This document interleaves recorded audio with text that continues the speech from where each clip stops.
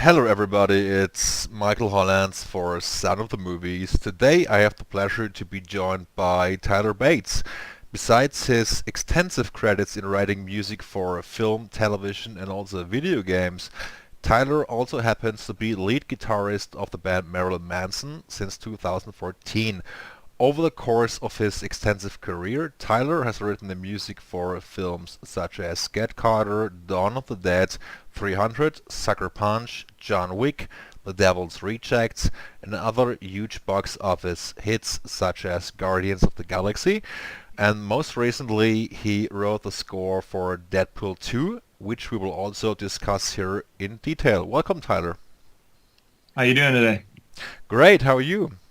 Excellent, thanks. Thanks for joining me here today. It's a privilege and honor. Um, Tyler, you have written several scores over the last years, and on top of that, you've collaborated with musicians such as Marilyn Manson. Um, is it especially important for you to kind of switch gears, going from the Hollywood scoring world to performing live on stage? Yeah, it's really as an artist, it's our duty to keep our experience diverse. I think one dimension of our experience informs the next, and so for me personally, I can't necessarily satiate all of my creative ambitions behind a desk. So I do like to get out and play. I like to work with artists, which is a different type of storytelling and a different type of creative experience, perhaps, than working on a television show or a movie. Okay. You started working with Marilyn Manson in 2014, and you were involved with two albums, if I'm correct, Heaven Upside Down and The Pale Emperor. And you did some engineering, recording. Of course, you played the guitar and violin. How different would you say, or how are the deadlines when working on a rock studio album compared to a film score? Manson and I actually started working together, I think, late August in 2013, and we did the majority of The Pale Emperor probably in about 3.5 months, just part-time at night when I was available. Obviously, especially at that time, my film and television work took precedence over everything, and I made time at night to work with him, and then we hit it off very well creatively, and the music seemed to come very naturally to us together. Um, Manson gives me a great deal of latitude or freedom, let's say, to do what I think is most interesting. So I write the music most of the time with him in the room and record it myself. So it's just the two of us throughout the entire process. So I'll essentially write all the music, record it all, edit and produce everything, and then I'll do a first pass mix and then collaborate with a friend of mine, Robert Carranza, who ended up doing the final mixes on both records. How much time did you actually have on the albums Heaven Upside Down and The Pale Emperor? I mean, they were released, 2 or 3 years apart from each other, if I'm correct. Just under 2 years actually. Two. So I believe The Pale Emperor came out January 20th of 2015, and then Heaven Upside Down came out October 6th of 2017. So yeah, it was a couple of years. But what happened was I didn't plan on touring with Manson when we were writing and recording the first of the two records, but then over time he talked me into it, and uh, so I brought Gil Sharon in to play drums on the record at the end of the process, and Manson really liked his drumming. Obviously, he's an amazing musician, far beyond playing rock music. He's incredible. So Manson asked if he would joined the touring band, and then I brought Paul Wiley into the mix as the guitar player. And at the time, Twiggy was still on bass, so I was not even thinking of playing in the band until Manson kept asking me to do so. And I figured, what the hell, I that's what I did, for the first half of my life. I did it all the time. So I had probably 1,200 shows already under my belt and a lot of tours. Well, that's a lot. That's quite Uh, quite. so it was the first time I was able to go out and play, tour with my friends and to play music I'd written with Manson, which was cool. And it was the first time that ever there were two guitar players in one of his lineups. So it was cool for me because I had the opportunity to play a lot of the keyboard parts live on guitar and just add a little bit more of a punk rock element to what's going on musically live. And then at some point, due to the demands of my career and just having spent a ton of time together, Manson and I needed a break. Let's just put it that way. So I went back to my work after I did 40 shows with him to start and something like that. But it included, bomb threats, the canceled shows and all kinds of craziness. And then after about 5-6 months apart, something like that, 5 months, he contacted me again to see if I would be up for doing another album. And I had a different record in mind than The Pale Emperor. And he was willing to follow my lead on that, on Heaven Upside Down. And we recorded probably the first half of the album before a big summer tour ensued. So we were already in the thick of it. And he asked if I'd go out on the road with him again. So I did. And I don't know, we did another 70 shows or something like that between the middle of recording that record and then the release of Heaven Upside Down. And then it was time for me to dedicate myself fully to my studio work, at least for this period. Working from the road is not very easy, even though we stay in nice places and whatnot. It's very difficult to get into that headspace and work on my portable rig as opposed to what it's like in my studio here in Los Angeles. So it's all been fantastic. I've enjoyed working with Manson, and I'm sure that because of my work with him resonated in rock music, it's led me to other projects. And, I've done a number of songs with my friend Jerry Cantrell from Alice in Chains, and then Mike Elizondo and I are just finishing up a record that DC Comics is partnering with Warner Records on, and it's really for their comic book, let's say, realm. And Mike and I wrote and produced 6 songs with different artists to become a companion piece with the 6 issues of Dark Knight's Metal, which is a really phenomenal comic book series that's new, and it's been DC's top-selling comic. So that was great. And we released the first song a couple weeks ago, the day Deadpool came out, and that featured Braun from Mastodon. That was the first song, but we've worked with Chino from Deftones, and Alexis Krauss from Sleigh Bells, and we worked with Maria from In This Moment, and just a couple other artists that we really were excited to work with. So the records turned out really fantastic, and that's cool. And there's some other artists I'll be working with as well, on whether it's just a one-off or a record. There are a few things in the works right now. Great, sounds awesome. Do you think there is, or do you have a different approach when it comes to recording a record as opposed to a film score album? Or do you feel there's different kinds of pressure or deadline? Sure. There is, because when I'm working with an artist, especially one-on-one, someone like Manson, for instance, Manson was I think at the time that he and I connected, he was ready for an overhaul or a reinvention of sorts. And if I had just thought in advance of what is the Marilyn Manson thing to do, I think that we would not have had a creative success with The Pale Emperor.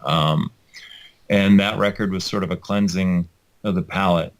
And it was him really bearing his soul. And I think that was a really important record for his career moving forward. It enabled us to really have fun on Heaven Upside Down. But I think we needed to really not just show other people, but he needed to see himself that he was really capable of creating some very substantive music that was reflecting who he is at that point in time. That was important to me. And working on records, I have a lot of creative freedom that is different from working on a studio film, especially a large film that's not only with many voices from the studio, the producers, and the director going into the music, but you're also factoring in test audiences and how that impacts the movie, and therefore what is being asked by the director and or the studio of me to help support their objective with the storytelling. But in any case, artists, movies, television, video games, it's all really storytelling and emotion. So my main priority from a creative objective is to understand the directive, really understand the narrative and the style of how a person needs to communicate their idea, and not be judgmental, but be understanding. The key is if you're judgmental, then you're clearly you're diminishing your ability to understand the truth of the artist and their perspective. And so, over time, it's become much more my focus and my objective. It's to truly understand the objective of the storyteller. Great. Deadpool 2 came out just recently, and the film has already become a huge box office hit. I mean, I think they already grossed $500 million so far.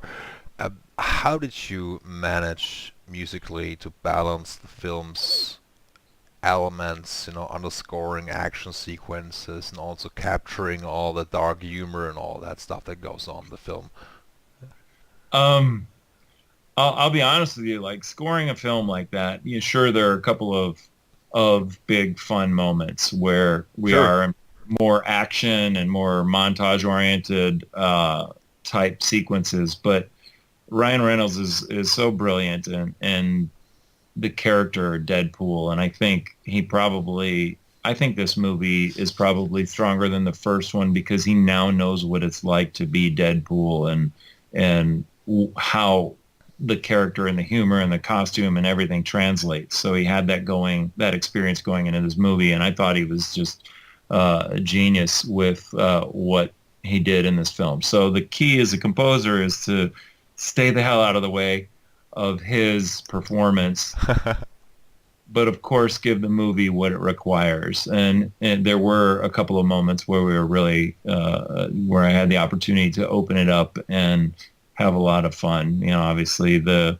Gothic choir stuff is good fun, and some of the heavy percussion stuff, the funkier stuff, and the convoy sequence and the middle of the film is a lot of fun to work with. But nonetheless, a movie like that, the directive is going to come from David Leitch, the director who I've done a couple other films with, and I'll work with him again on his next one, it looks like. So David is a great communicator, and he has a way of disseminating the objective without being heavy-handed in the process. And so it makes it a lot of fun, even under tremendous pressure, to figure a way to, at least, I don't want to say best, but to efficiently or effectively score the various sequences in the movie that are in a constant state of flux. That's the challenge, is you don't just write a piece of music for a film of that caliber. You're constantly writing, adjusting, receiving new cuts of the movie, which then just by nature of the edit are going to require, you as a composer, you to readdress the music that's been written. So that requires a great deal of stamina and patience, Yeah, and I bet.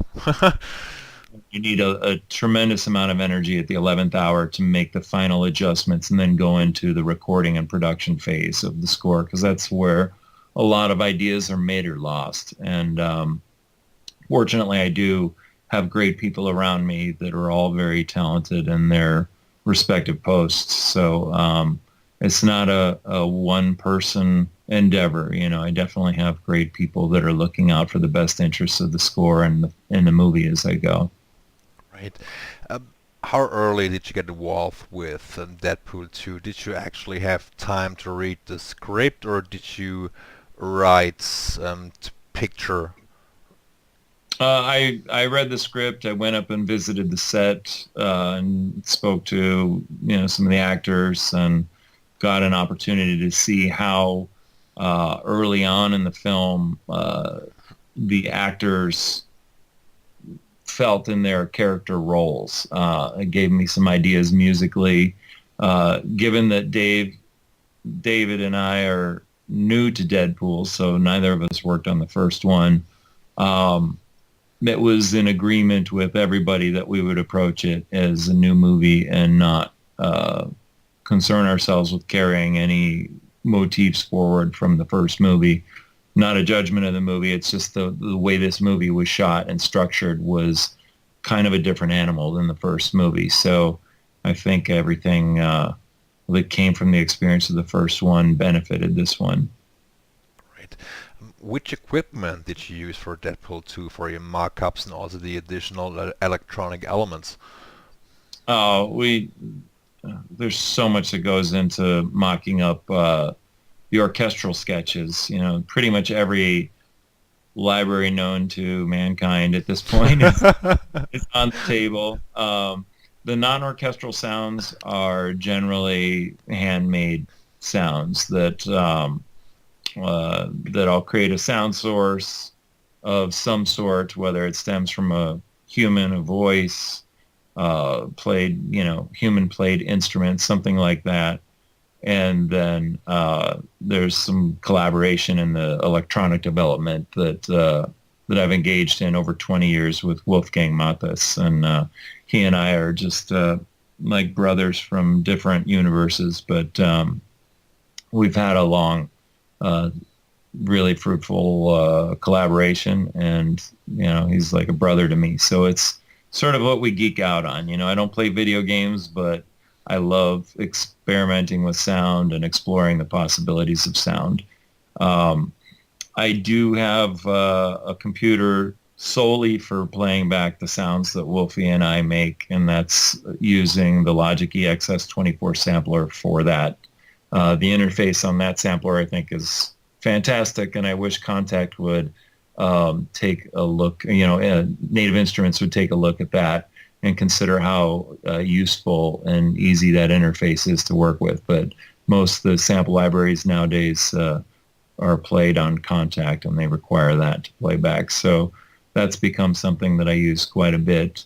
And I have a couple other computers that I work in different platforms on. But Pro Tools is actually my central recording creative workstation, primarily because there's so many live played performances that go into my scores, and I develop the orchestra and those live performances simultaneously so that they are very holistic in the same frame together. In other words, I don't just create an orchestral score and add electronic elements later, or electronic and add orchestra later. They're both done simultaneously, and I like to commit to the performances that occur along the way, because I do use a fair amount of analog synthesizers and guitar and things of that nature. So you just kind of have to commit to your performance, and along the way it may get mangled through editing, and it may require a new performance, or or for, maybe it withstands the war of attrition that that occurred.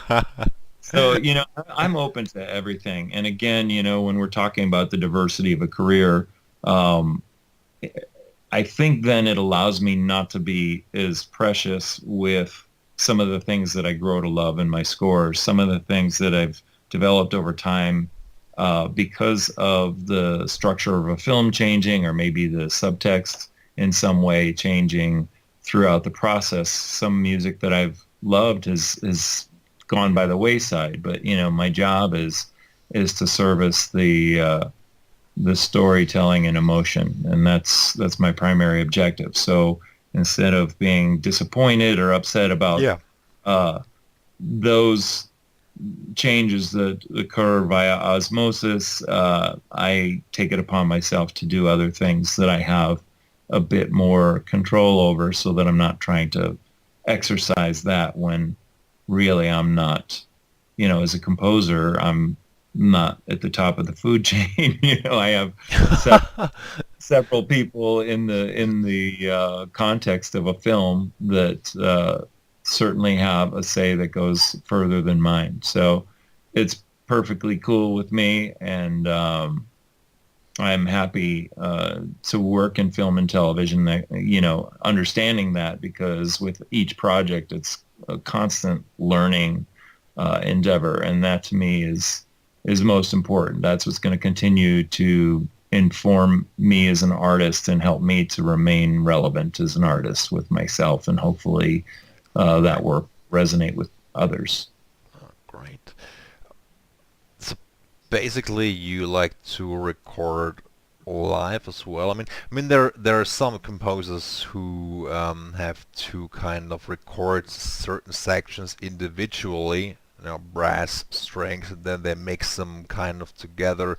So did you on Deadpool record the elements live, orchestra, choir, and then add the electronics after the fact, or?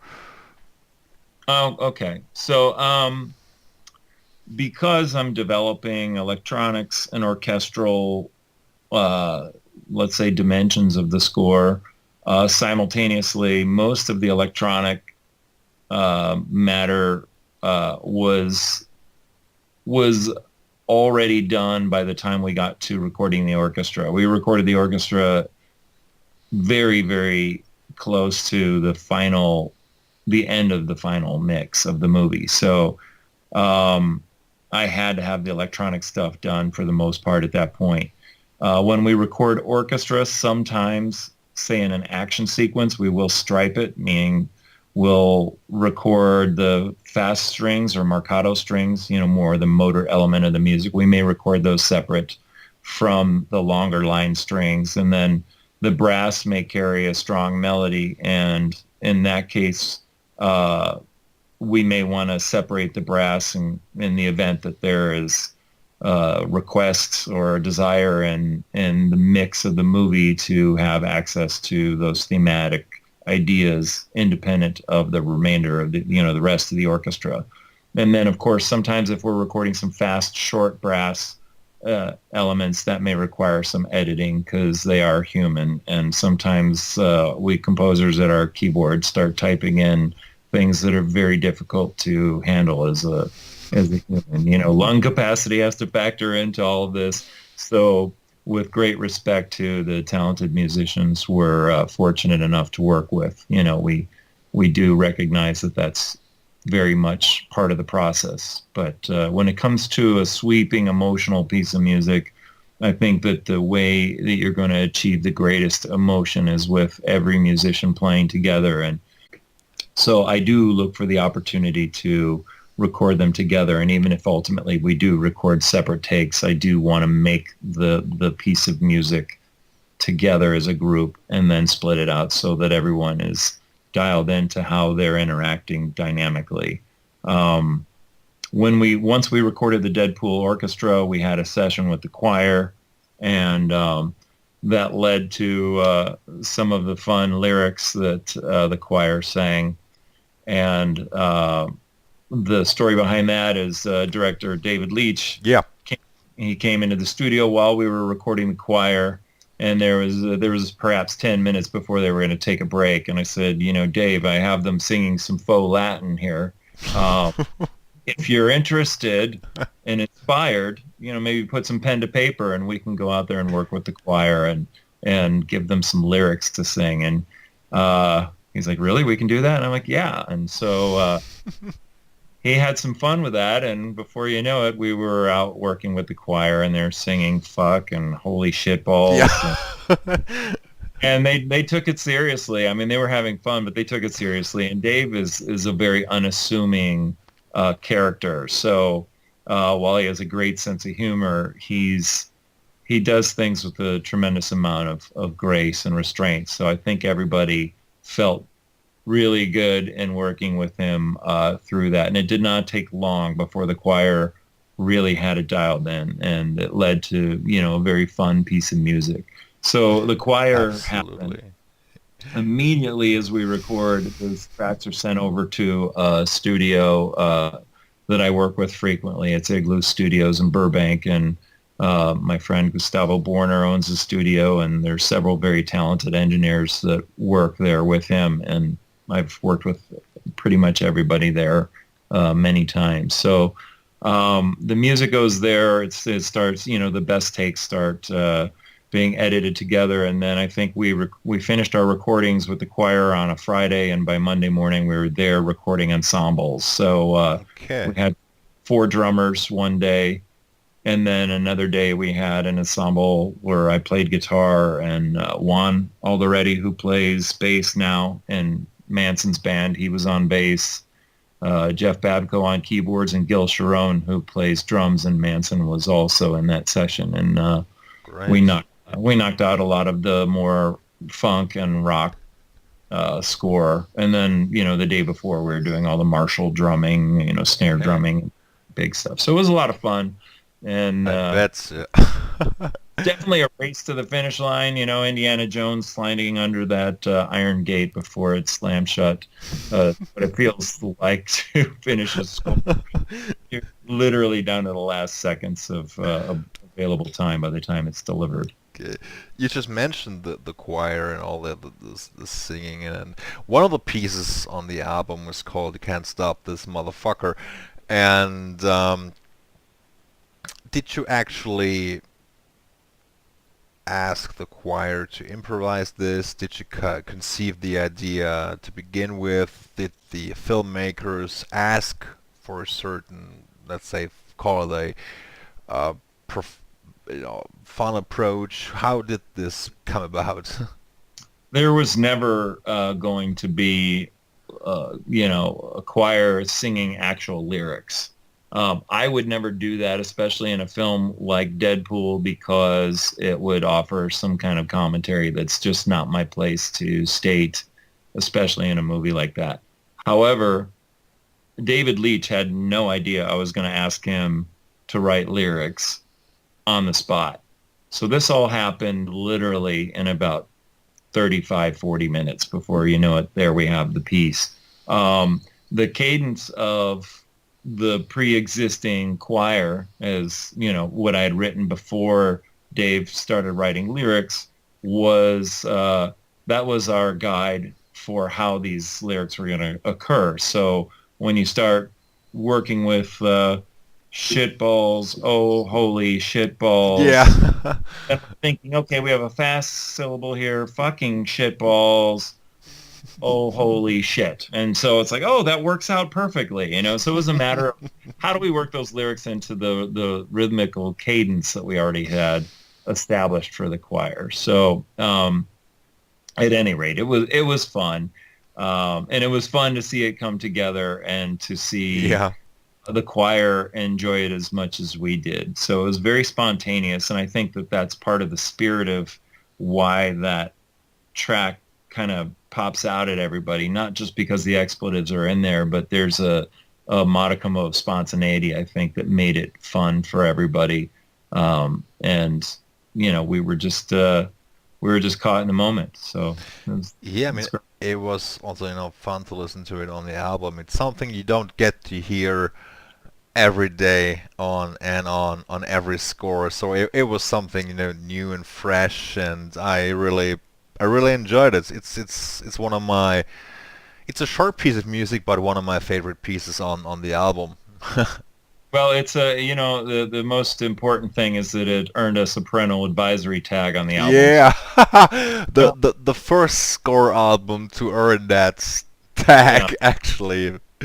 Well, I'm very proud of that, and honestly, I have David Leitch to thank for it because he was up for it.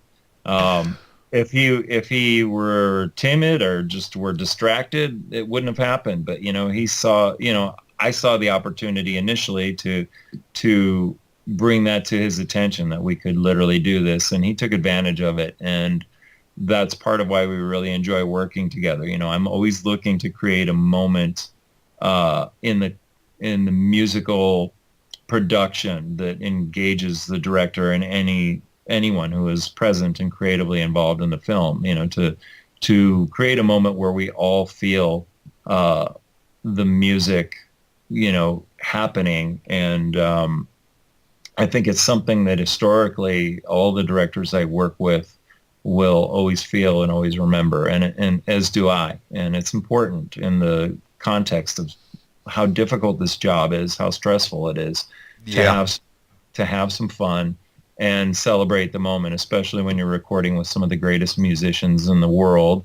And if you're fortunate enough to work on a great movie, such as Deadpool 2, it definitely needs to be more than getting the job done. You really need to celebrate it and enjoy it. And that's what this was all about. The album features about 38, 39 minutes of your score. Um, are they are there any significant parts of your score that made it into the film but were for some reason not included on the album? No, I mean, there were at least 50 starts, as far as 50 pieces of music ultimately that were in the film. And, what we did is, at the end, we took a look at the body of work and thought of the soundtrack more as a listening experience. I have no interest in having every note of music that I put into a film available on a soundtrack. What I'm trying to do is to create something that's listenable. And oftentimes, when you're working on a action comedy, you have many short pieces of music. So that can be pretty exhausting to listen to if you were to listen to it literally as one piece after the next. But, the objective was just to make a record that felt like it was a fun listen. And at the end of the day, it turned out to be 38 minutes and change. And, Yeah. to me, that's enough. I prefer that people want to listen to it twice than not get through it. So, you know, so yeah. But you did mention Devil's Rejects earlier. The Devil's Yeah. Rejects, that's almost a challenge. Like I challenge people to listen to that top to bottom one time. That's that will uh that will wreck your insides. So Yeah. it's fun. Funny that you just mentioned the Devil's Rejects. You also scored Halloween for Rob Zombie. Um, how did you actually, or how does someone like Rob Zombie communicate what he wants to hear in his film, or what the music should sound like in a film? To be honest with you, I think part of why I wound up working with Rob on Devil's Rejects, this is my guess, we both share the same lawyer who also is a very personal friend to both of us. And Rob had seen Dawn of the Dead and told, our friend that he really loved the score. And so when our friend told me that, I said, well, if Rob needs any help with the Devil's Rejects, I'd be more than happy to come in and talk to him about it. So that ended up happening, and Rob was frustrated because he was trying to find a temp score and just couldn't find anything. He and his editor, Glenn Garland, had put like 70 different scores up against the film, and they had no success. So he's like, I don't know what this needs, but it needs to be primal and it needs to be disturbing in some way. And what that is, I'm just not sure. So he gave me about 3 weeks to go away and experiment, and Wolfie and I got to work with creating the sounds in that movie because there are very few instruments that are discernible in that music. Um, so that was a great challenge, and I was a bit nervous playing the first cue back to Rob. You know, the first time he was hearing anything, and it was a very important sequence in the film, and it was going to be a make or break. He's either going to love it or hate it, because it definitely was not conservative. And fortunately, he really responded well to it and loved it. And we had a great working experience on that film. And I think we did 3 other movies. And I did some work with him on a record and a couple other small projects. But Rob and Manson will be on tour this summer together, which is interesting. Really? But yeah, Awesome. I am not currently in the touring band with Manson. While I wish him the best and hope he continues to play as many songs from the new record as possible, I have a lot of work to do here in Los Angeles. So it's the move I need to make right now. But the door is always open for Manson and I to continue our work together. For me to Great. perform with him again. But this is where I need to be right now. Okay. Going back to Deadpool 2, did you also visit the dub stage to kind of make sure that the music has the right balance and volume? Yeah, I mean, there again, by the time you get to the dub stage, especially on that movie, because it's not as simple as the director directing the movie.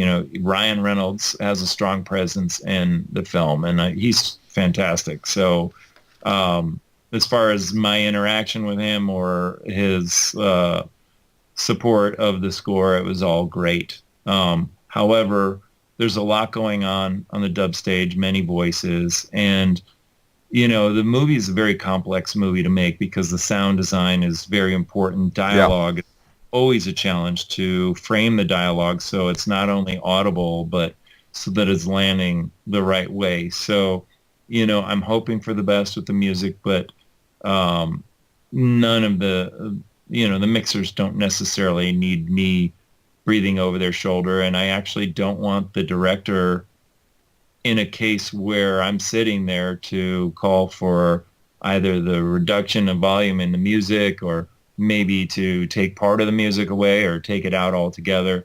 I want them to feel free to do what they think is best for the film. I'm invited into the playbacks. I mean, I can be there if I want to hang out, but I have things to do. So I don't have days to camp out on a dub stage. However, I do come in for playbacks of reels or final playback of a movie, and they'll ask my thoughts on it. And, as much as possible, the director and the mixers and music editor, they try and accommodate my input. But oftentimes when I give my thoughts, it's not always music related. And, my concern is really that the movie plays the best it can play. There's no doubt that more often than not, I wish the score was louder than it is in some of the films I've done. But, I've had my my moments where the music is prominent, so I'm cool with it. Has there been any moment on Deadpool 2, especially during the post-production, when you felt that your music, that the music was used for a certain scene that you did not conceive it for in the first place?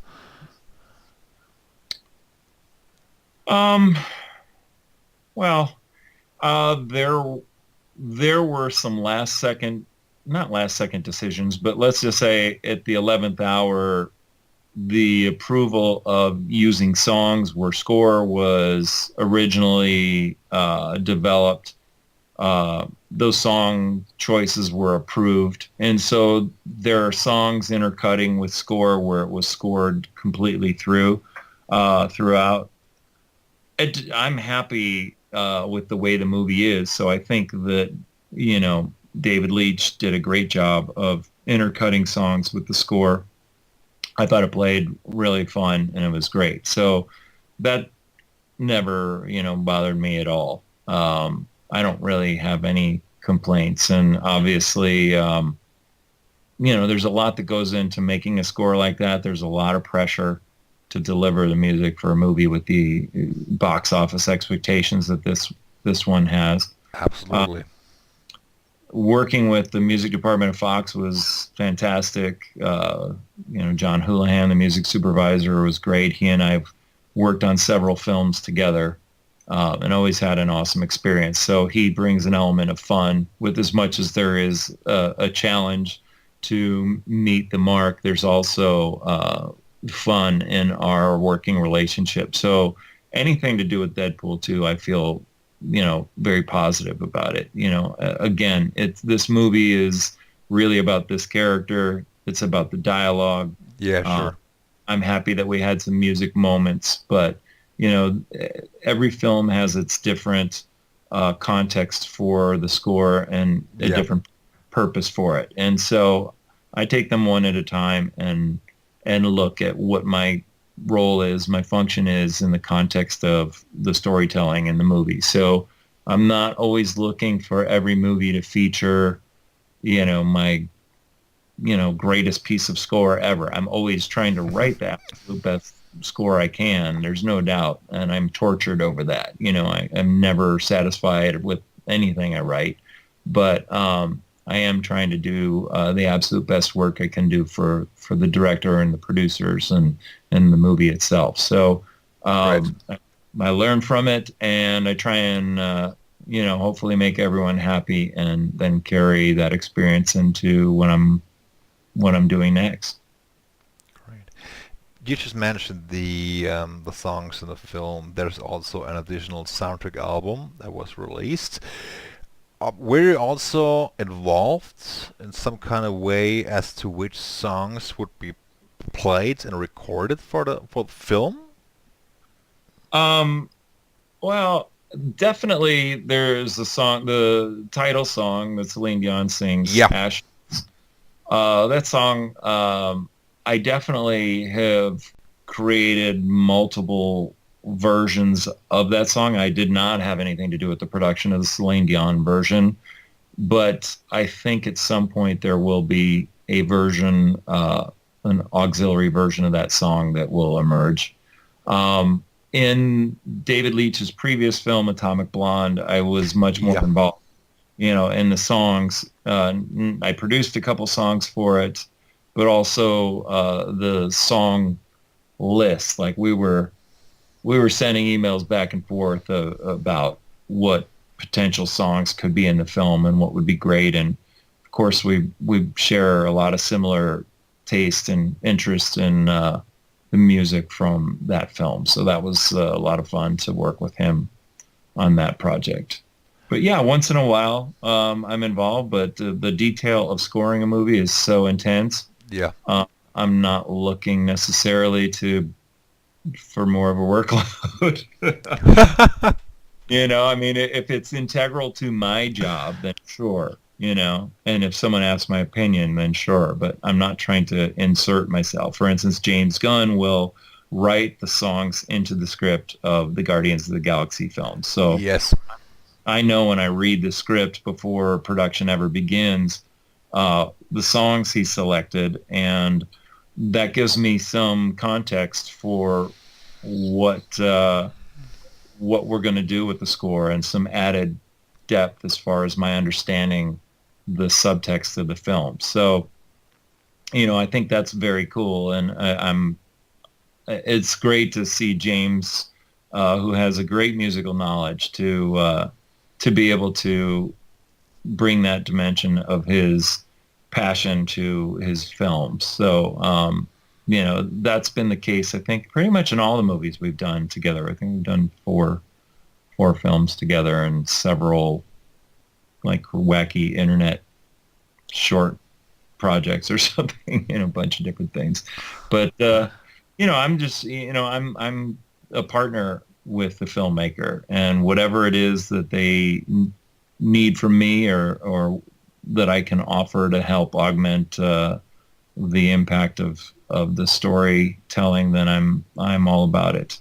You've covered, several genres from action to horror and also thriller. Would you say it's would you say that despite that tight deadlines, it might be easier to start for a film like Deadpool, which is less emotionally charged, as opposed to, let's say, working on a TV show, The Exorcist? No, no. I mean, there is no easy gig. Okay, there's just it's interesting. I know that many people nowadays are aware of and have great interest in film scoring as Yeah. a career or as a fan.